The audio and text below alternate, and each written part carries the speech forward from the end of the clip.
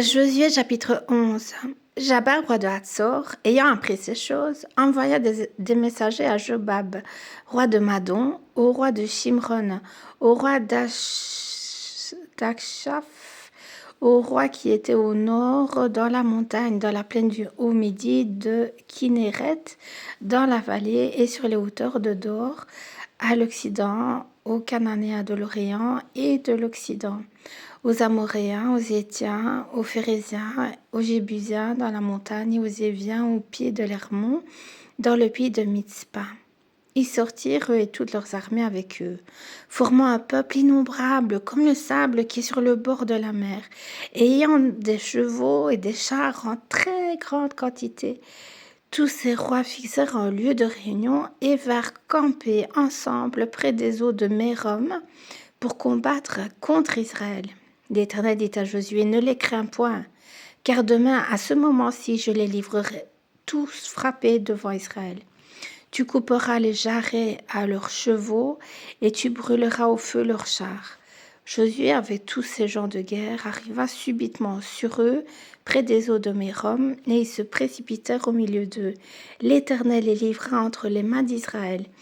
Ils les battirent et les poursuivirent jusqu'à Sidon la Grande, jusqu'à Misréphoth Maïm et jusqu'à la vallée de Mitzpah, vers l'Orient. Ils les battirent sans en laisser échapper aucun. Josué les traita comme l'Éternel lui avait dit. Il coupa les jarrets à leurs chevaux et il brûla leurs chars au feu. À son retour et dans le même temps, Josué prit Hatzor et frappa son roi avec l'épée. Hatzor était autrefois la principale ville de tous ces royaumes. On frappa du tranchant de l'épée et l'on dévoua par interdit tous ceux qui s'y trouvaient. Il ne resta rien de ce qui respirait, et l'on mit le feu à Hatzor. Josué prit aussi toutes les villes de ses rois et leurs rois, et il les frappa du tranchant de l'épée. Il les dévoua par interdit, comme l'avait ordonné Moïse, serviteur de l'Éternel. Mais Israël ne brûla aucune des villes situées sur des collines, à l'exception seulement de Hatzor, qui fut brûlée par Josué. Les enfants d'Israël gardèrent pour eux tout le butin de ces villes et le bétail, mais ils frappèrent du tranchant de l'épée tous les hommes jusqu'à ce qu'ils les eussent détruits sans rien laisser de ce qui respirait. Josué exécuta les ordres de l'Éternel à Moïse, son serviteur, et de Moïse à Josué. Il ne négligea rien de tout ce que l'Éternel avait ordonné à Moïse.